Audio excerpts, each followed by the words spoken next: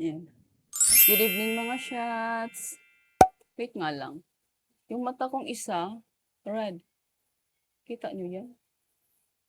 Kaniliho ko lang kasi siguro na-scrub ko siya ng malala dyan. Kaya red yung ating mata. Red talaga siya. Anong nangyari sa mata ko?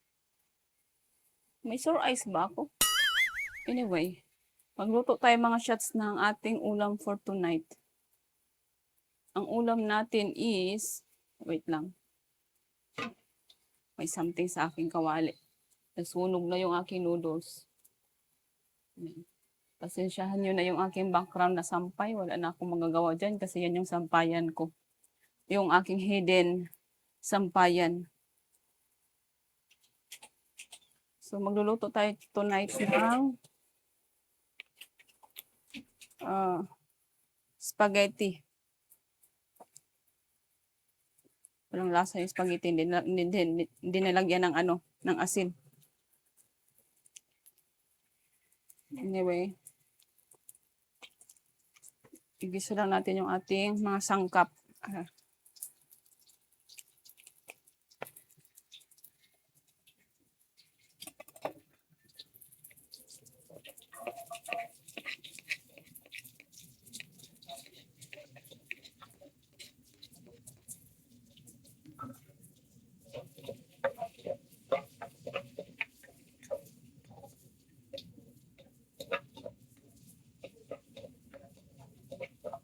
Wait lang. Yung aking microphone ba umaandar to? Kasi kailan ba yung vlog ko? Nag-ano ako. Ay, nung nandoon kami sa restaurant. Salita ko ng salita. Hindi naman yan nakukuha yung aking pinagsasabi. Hindi ko alam kung anong problema sa mic na to. Kailangan talaga yata siyang hawakan. Kasi nga, medyo sensitive siya. Tapos kailangan pala niya pag nagagamit ka ng ng ganitong microphone na noise cancellation, kailangan talaga magsalita ka. Kasi pag hindi ka nagsasalita sa video, magiging na siya, maging dead air ang nangyayari sa aking video. Wala siyang boses. Tapos last time, nasabi ko kay Jowa, pag nasa labas kami, gamitin niya yung isang microphone kasi pag hindi ako nagsasalita, yun nga, naging dead air yung ating video. Walang nagsasalita sa video. Wait lang. Lutuin. Pahingi nga ng 2 no cubes, Col. 2 no cubes. Lutuin ko muna to yung ating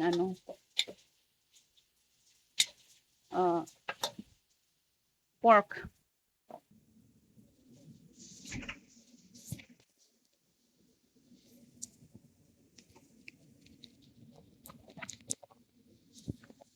Nilagay ko yung bike ko dito. Medyo naiinitan siya pala pag nagluluto ako.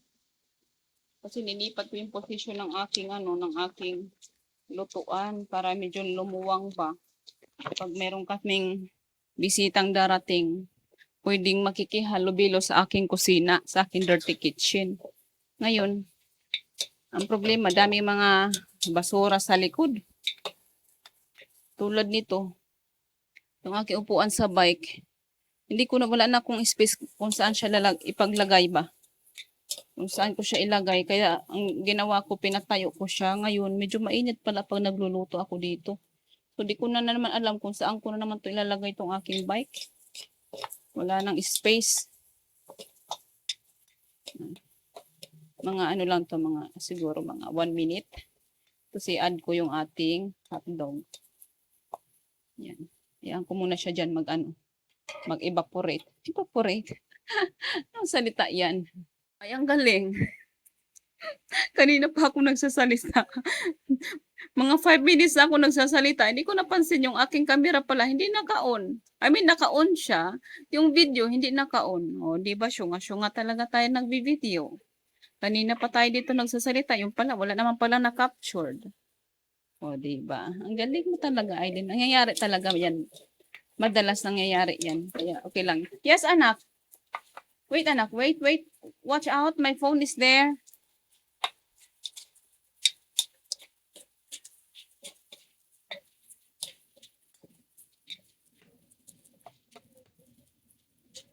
Ang init. Masarap na ba? Okay na. Medyo masarap na. Anyway, mga shots, may napansin ako. Kagabi, pagdating ni Jowa, galing work, nagaganyan-ganyan ako sa aking likod o sa aking batok pa. Kasi parang meron na yatang kinakati. Ngayon, nakapa ko siya dito sa gilid ng aking, aking leeg. Meron siyang bukol. Tapos pinakapa ko nga kay Jowa. Sabi ko, ano mo nga to? Kapain mo nga to. Meron niya siyang bukol. Hindi naman siya ganong kalaki. Pero meron siyang bukol talaga.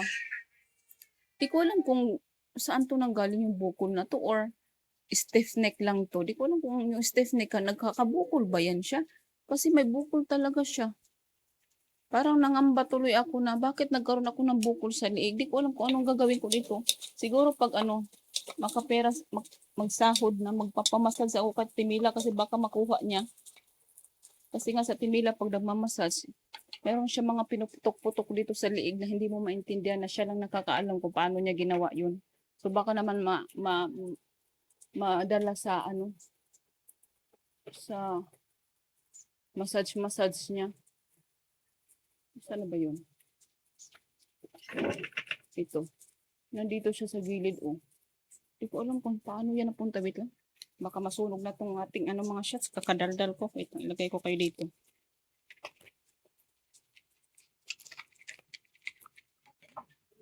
Ilagay ko pala muna to kasi walang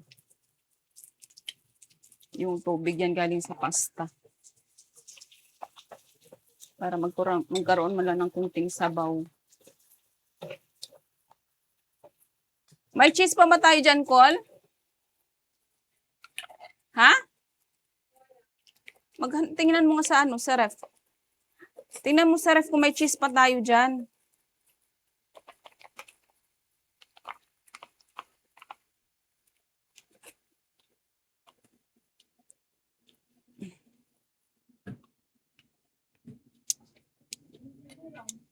Yan. Ito, lagyan mo ng kunting tubig. Asan na yung grated yung pang ng cheese. Hanapin mo dyan.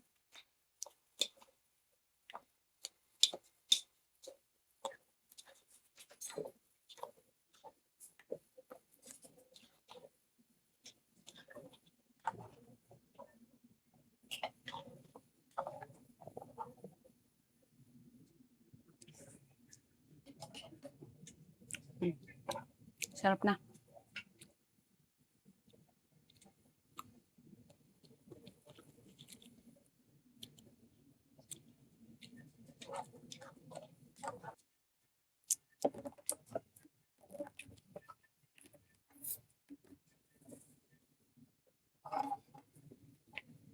Tikman ko muna itong aking niluluto. Masarap na kaya. Ang dami ko pang i-edit. Hindi pa ako nakapag-edit ngayong araw. Na busy ako. Ang dami ko kasing kinalikot kanina dito sa Uy, ang init.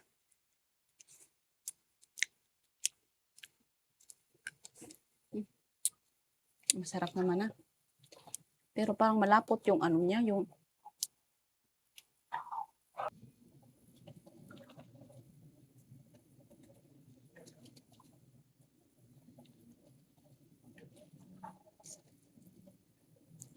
parang kulang yung sauce ko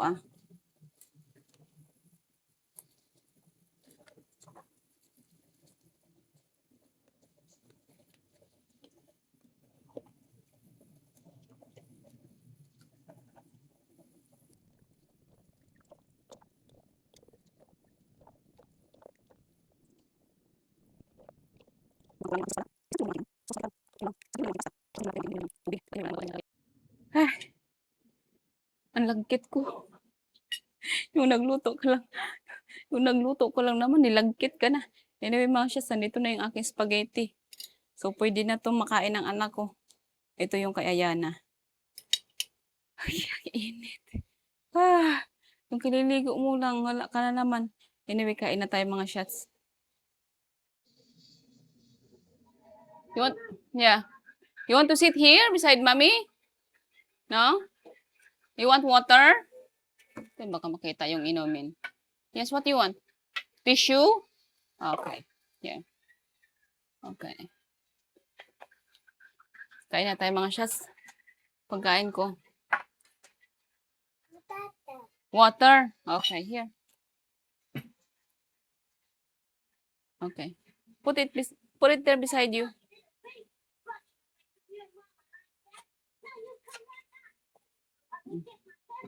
O, ganyan kami. Hindi ko na siya isasama sa video kasi nakahubad siya. Mainit. Ay, wait lang. Nakabukas yung aircon. Yung ating pintuan. Nakaano pala. Nakabukas yung mga pintuan. Chats. Ang init talaga. Thank you, Lord. Ang init lang.